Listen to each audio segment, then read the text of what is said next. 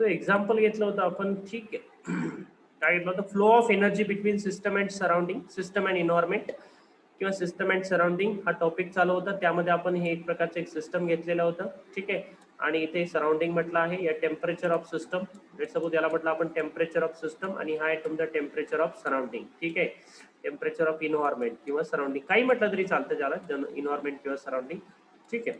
तर आपण म्हणूया temperature of environment is T. Clear? Ts is the temperature of system and T is the temperature of environment. Now in this case, let us suppose the temperature of environment it is equal to 40 degrees Celsius. I near about, near about. We are just taking the approximate value for the study purpose. 40 degrees Celsius आहे आणि system of your let's suppose temperature of your system it is 20 or 23 degrees Celsius. बराबर आहे, 20 degrees Celsius आहे, ठीक आहे. So in this case, now the temperature of environment is greater. कशाचं temperature जास्त आहे? इन्व्हायरमेंटचं टेम्परेचर जास्त आहे. कशापेक्षा जास्त आहे? सिस्टम पेक्षा जास्त आहे. आणि तुम्हाला माहिती आहे हीट कशी फ्लो होतं, heat always flows from high temperature to low temperature. High temperature, जिथे हाय टेम्परेचर आहे तिथून फ्लो होतं कुठे? Low temperature. इथे शॉर्ट फॉर्म लिहितोय मी, एसटी म्हणजे हाय टेम्परेचर आणि एलटी म्हणजे लो टेम्परेचर. हीट कशी फ्लो होतं? From high temperature to low temperature. Clear? तर यामध्ये काय होणार, कुठून कुठे हीट फ्लो होणार मला सांगा. जी काही क्यू इथे येणार, बरोबर आहे, काय क्यू, ठीक आहे, आपला गुलाबी कलरचा क्यू, ठीक आहे. हा हीट जो म्हणजे क्यू हा कुठे फ्लो होणार? इट फ्लोज फ्रॉम, कुठे जाणार? From environment to the surrounding. म्हणजे हीट कुठे जाणार? सिस्टम मध्ये जाणार, बरोबर आहे. तर हे लक्षात ठेवायचे, या काही फिनॉमिनल आहेत. इथे सिस्टम मध्ये काही राहू शकतं, बरोबर आहे. रूम, एक रूम असू शकतं जे एक रूम सेपरेट आहे, म्हणजे तुमचे क्लासरूम असू शकतं, तुमची स्वतःची एक सेपरेट जिथे असं तुम्ही ती पण रूम असू शकतं, किंवा ती बिकर कंटेनिंग वॉटर पण असू शकतं. ऍट द सेम टाइम, बरोबर आहे, मी काय म्हणतो आहे, एक बघा, एक पिस्टन सिलेंडर अरेंजमेंट आहे, त्याच्यामध्ये गॅस आहे, ते पण तुमचं सिस्टम असू शकतं. पुढे त्याचे पण एक्झाम्पल याच्यामध्ये तुम्हाला भरपूर दिसतील. क्लिअर? ओके, त्याचे एक्झाम्पल पण तुम्हाला पुढे दिसणार आहे. ओके, सो इथे तुम्हाला इन जनरल माहिती झालं असेल की हीट कुठे फ्लो होणार आहे. Heat flows from high temperature to low temperature, that is 40 degrees to 23 degree Celsius, बरोबर आहे. तर टेम्परेचर इथे कुठे जाणार? सिस्टम मध्ये जाणार, बरोबर आहे. त्यामुळे याला आपण काय म्हणणार, इथे एक सेंटेन्स टाकायचं आहे. काय सेंटेन्स टाकायचं आहे? Write down the sentence here, that system gains the energy, बरोबर आहे. काय करणार? सिस्टम काय करणार? गेन्स द एनर्जी, बरोबर आहे, एनर्जी गेन करणार. इथे सिस्टम काय करणार? Gains the energy. Why it gains the energy? Because its temperature is lower and it takes the energy from the surrounding. That's why it gains the energy. Okay, याच्या opposite आता, याच्या opposite काय होणार मला सांगा आता. याच्या अपोजिट म्हणजे काय? जस्ट रिव्हर्स घेतोय मी एक्झाम्पल. ओके, जस्ट इथेच मी इथेच लिहितोय, तुम्ही असं नाही करायचं, तुम्ही सेपरेट याच्यावर जायचं. याला मी सेव्ह करतो, ते इथे रेस करतो. आता याचं टेम्परेचर जे आहे, टेम्परेचर इंटरचेंज करतोय, बरोबर आहे. आता सिस्टमचं टेम्परेचर आहे, जास्त टेम्परेचर आहे, म्हणजे त्याचं टेम्परेचर लेटेस्ट सपोज आपण घेऊया 40 डिग्री सेल्सिअस, ठीक आहे, 40 डिग्री सेल्सिअस, बरोबर.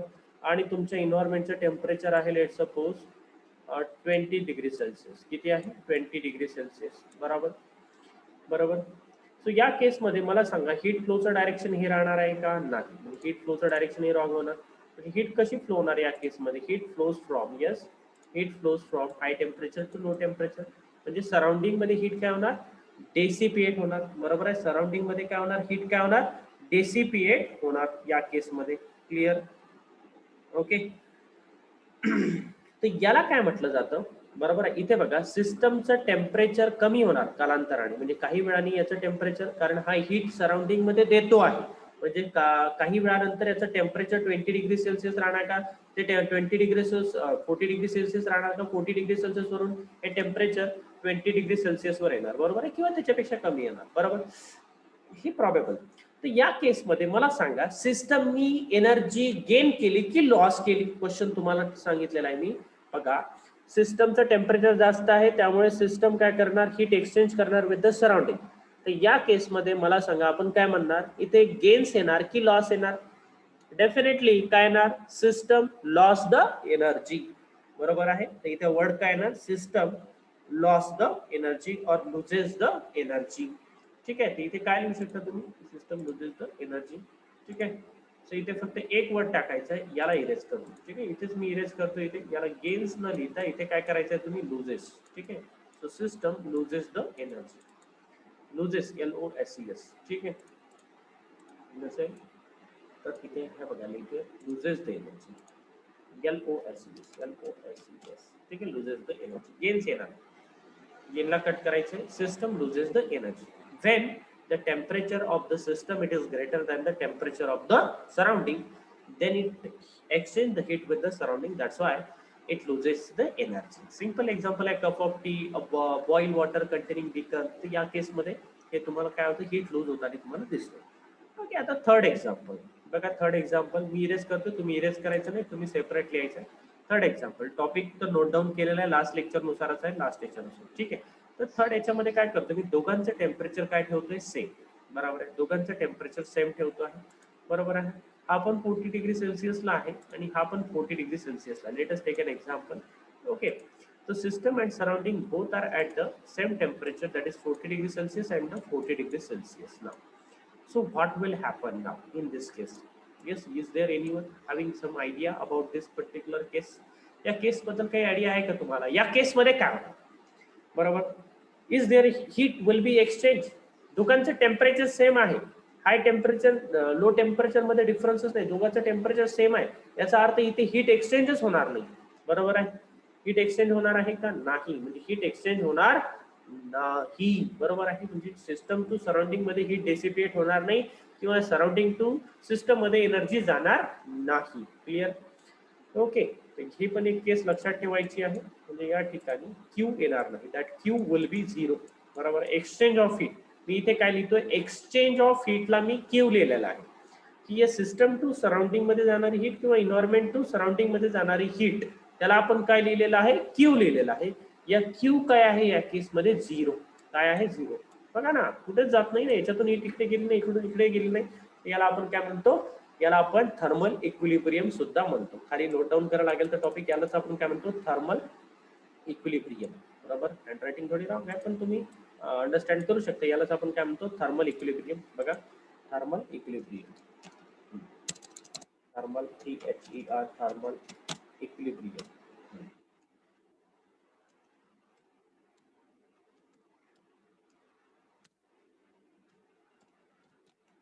This is also called as the thermal equilibrium. Yes, no exchange of heat. Yes, very good. Yes, sir. Okay. So this is the simple topic, exchange of heat we have already studied. Okay, इथपर्यंत काही कोणाला doubt नसेल तर हे सगळे topics तुम्ही note down करायचे, books मध्ये नोट्स मध्ये दिलेले आहे. Okay, clear. So notes are already provided on the Telegram links.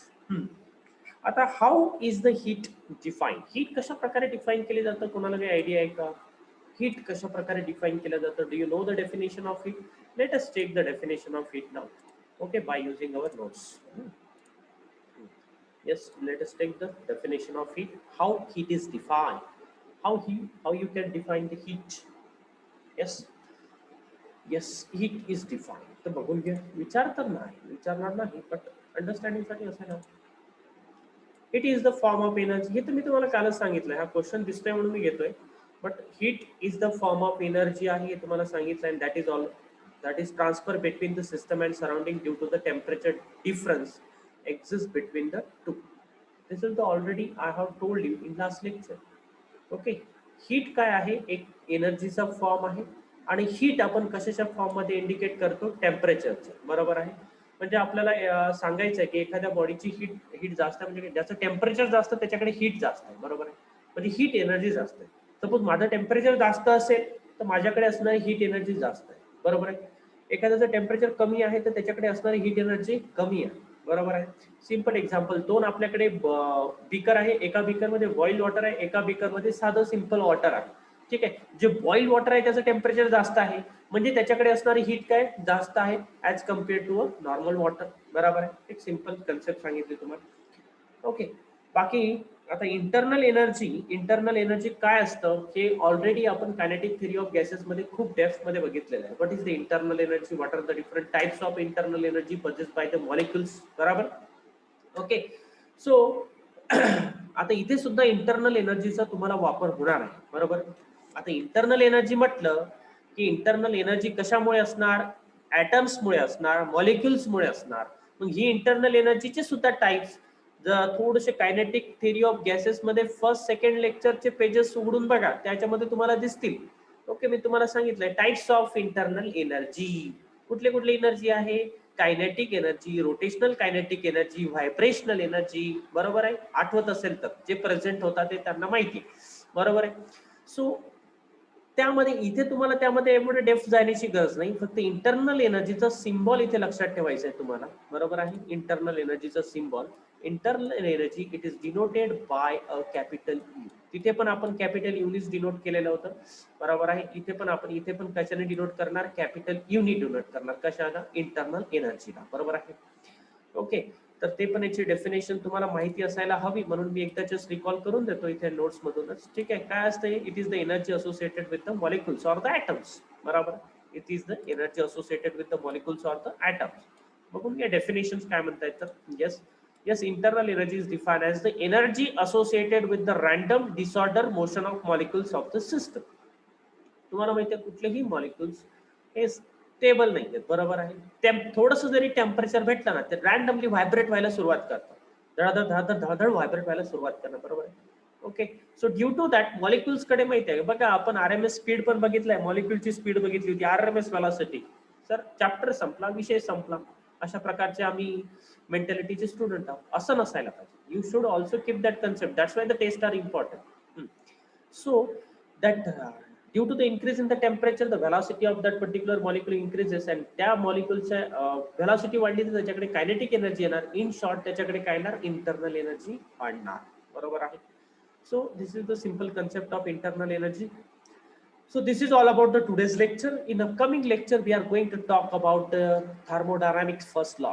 Thermodynamic first law साठी तुम्हाला टाइप्स ऑफ सिस्टम माहिती पाहिजे, इंटरनल एनर्जी म्हणजे माहिती पाहिजे की हे यू असतं म्हणून, बरोबर आहे. आणखी एक कन्सेप्ट ऍक्च्युअली माहिती पाहिजे, वर्क डन, पण ते आज थोडं जास्त होणार, थोडा वेळ लागणार. सो आणखी एक लेक्चर आपल्याला थर्मोडायनामिक्सच्या फर्स्ट लॉ पर्यंत लागेल. एक लेक्चर लागेल जिथे वर्क डन आपण डिफाईन करणार आणि त्याच्यानंतर आपण थर्मोडायनामिक्सचा first law in detail study करणार आहोत. क्लिअर? ओके, सो इथे थांबते मी. So thank you and thanks a lot for this lecture. Okay, hopefully you will enjoy. Like, okay. No. Hello sir. Sir तो सुनाई नहीं दिया था. ओ अच्छा.